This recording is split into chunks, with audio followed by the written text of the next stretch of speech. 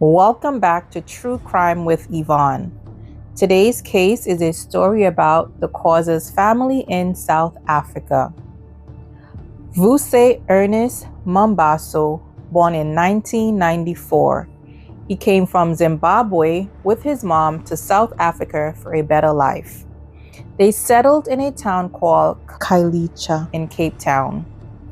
It was said he grew up in poverty. His mom couldn't afford to take care of him, simply because she didn't have the means to do so. Ernest's mom always spoke about Ernest's dad that was in Johannesburg. So Ernest loved asking about his dad. Ernest's mom couldn't take care of him, so she left him with a family member not far away from Khayelitsha. They took him in because he was an older boy. He was in his mid-teens. He was well-mannered. He enjoyed school, and he performed really well at school. This particular family member did not have any problem with Ernest. To add, they were well off, doing better than Ernest's mom, of course. They were not rich, but they lived comfortable. They took Ernest in, and at first, everything was going fine. Things were stable.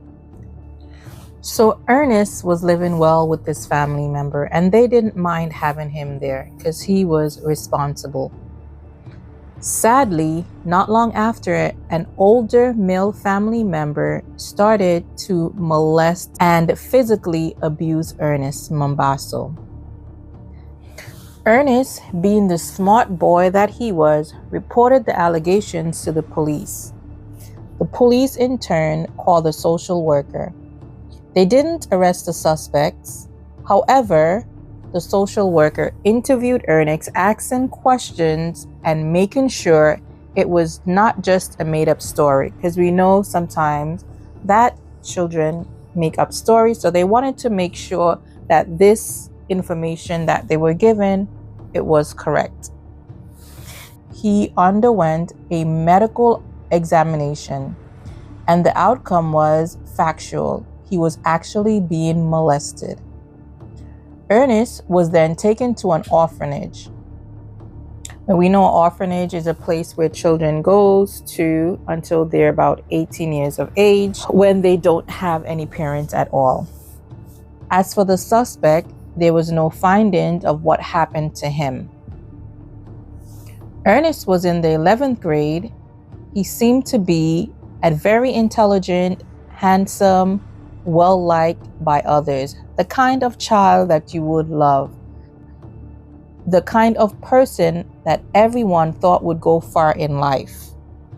In 11th grade, he joined a cycling club, particularly because there was no recreation for children in that time, something that was neglected by the government in South Africa. He fell in love with cycling. He performed well and was recognized as a high achiever. At this point, his life was doing great. However, one day, Ernest Mambaso got out of bed and hopped onto the bus, went to school, and decided to tell the principal this information. He told the principal that he got a scholarship to go to New York and to study medicine. Maybe that was something that he dreamt of doing. From that day, that was his last day at school. I don't know why he didn't stay in school, being as he was such a smart kid. I don't know if he was probably really affected by the abuse that he received, or that his mom, it never said that his mom came back to get him or anything like that. Maybe he felt abandoned by his mom. Anyway, that was his last year in school or receiving any education. Every morning, he pretended to leave the orphanage and go to school. They didn't know that he had decided to quit school. But you know, in an orphanage, at the age of 18, you have to leave. So he turned 18 and he had to leave. Ernest had nowhere to go. Anyway, one of the social worker who fell in love with Ernest decided to take him in. But first she had to speak to her husband, and her husband decided that being as he was a good student, he was intelligent, he was smart, he was handsome, that they were going to take him in. But he stayed there at their home for a few days, probably less than a week. And one morning, Ernest took the couple's car and money and jewelry and never to return. According to my research, he was heading to Johannesburg, I guess maybe to look for his dad. He was never to be seen again until 2 years when he popped up on social media.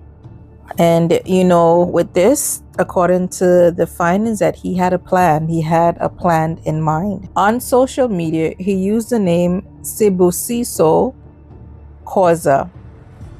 Ernest had a plan. He was meeting random people in hopes to hit the jackpot. On this day, he met a lady by the name of Bali Khoza.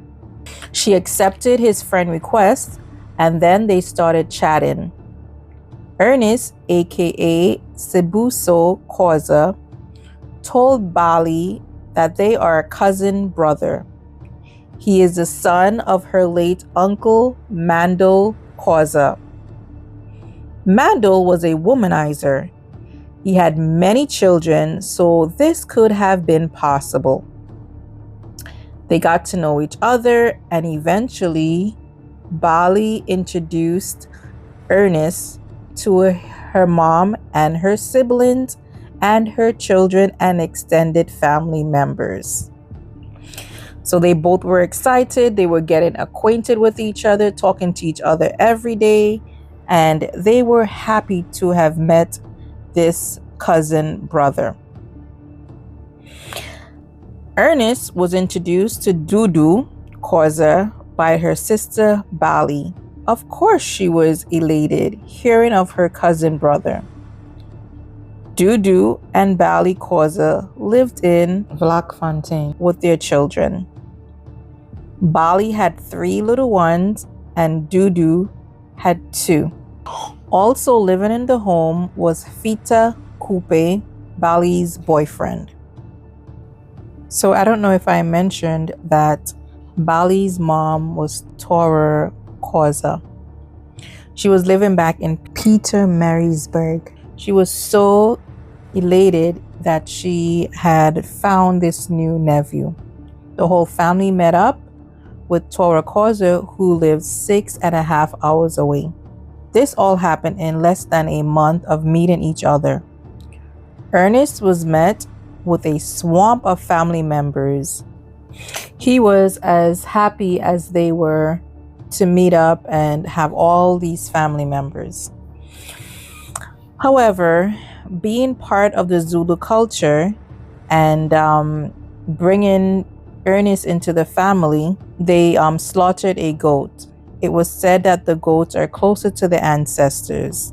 The gall of the goat was dripped on the feet and head of the individual being reintroduced into the family.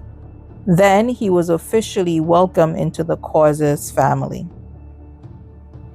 All the family members fell in love with Ernest. He didn't behave like a stranger. He helped them out when he was with them. By his behavior, they were impressed by his mannerism.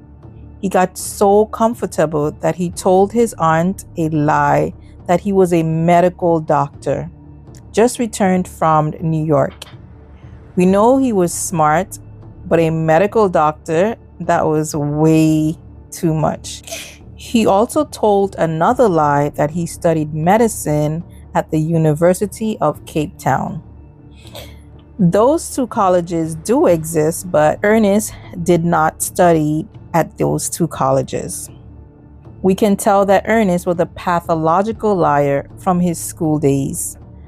The Khozas family was elated to have a doctor in the family, well-behaved and educated.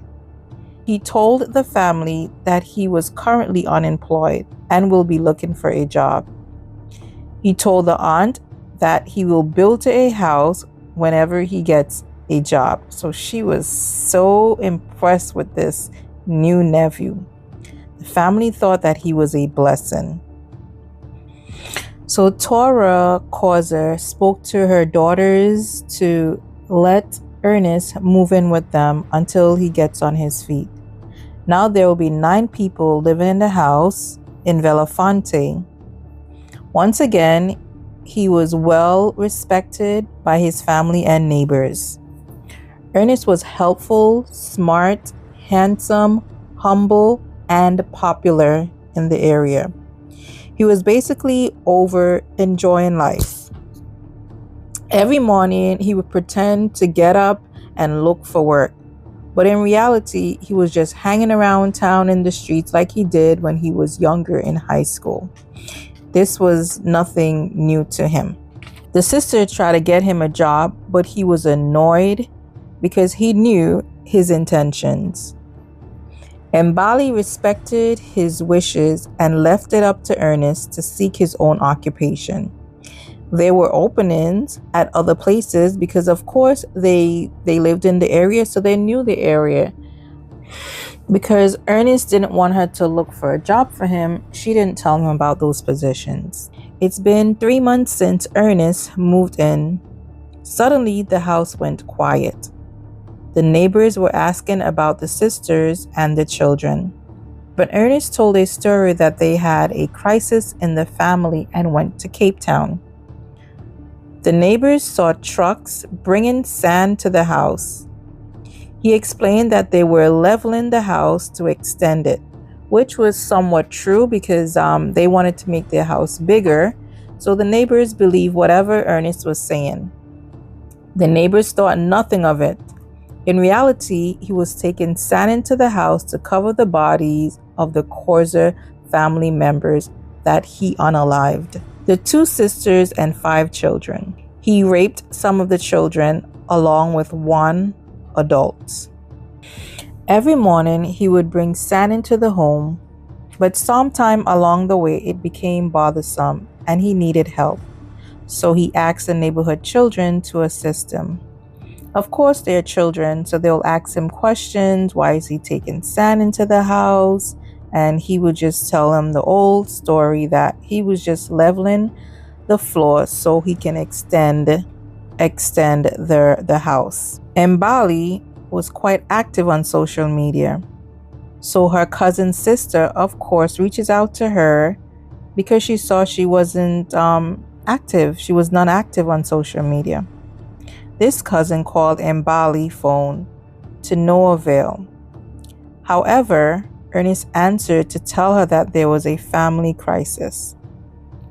This alarmed her because she was part of the family and was not aware that there was a crisis in the family. The cousin's sister contacted Tora Causer and asked what crisis was going on in the family and why she was not privy to this. She revealed there was no crisis and there was no family in Cape.